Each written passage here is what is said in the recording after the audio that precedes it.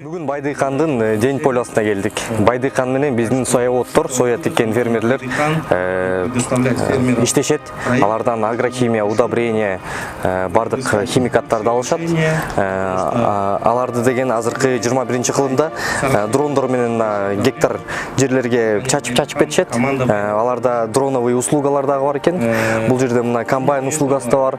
Эң сонун комбайн, John Deere деген комбайн. Абдан сонун кукурузаны, сояны да чапса болот бул комбайн менен. Өзүңөр бардык фермерлер жакшы билет го дейм. Бул жерде мына Азиреттин сүрөтүн көрүп алсаңар болот. Азирет деген Кыргызстанга эң сонун, эң чоң салымын косуп жатат. Эң сонун бала.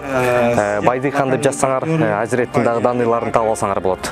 Мына бул жерде бүгүн деген кукурузанын жаңы сортторун көрсөтүп жатышат. FAO 610, PAC 4NX, LG 30, 685, FAO 690, FAO 650, FAO 690.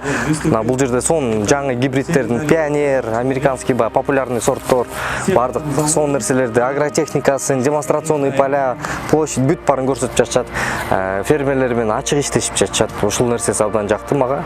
Андан тышкары бул жерде банктар дагы жүрөт. Жакшы условияда, жакшы уровеньде день полияны өткөрүп жатышат. Эми дыйкандарга бере турган кемиңишибиз мындай да, жерден алган нерсени кайра жерге бериш керек. Ошондуктан какой процесс, такой результат дегендей эле, эгер силер сояңарга, кукурузаңарга дегиле бардык культураларга удобрение берип, листовой подкормка берип, сорняктарды туура контролировать этип, инсекттерди куртка каршы колдонуп, поляңарды жакшылап карасаңар, жакшы уровендеги урожай аласыңар деген ойдомун. Ошол менин кеңешим.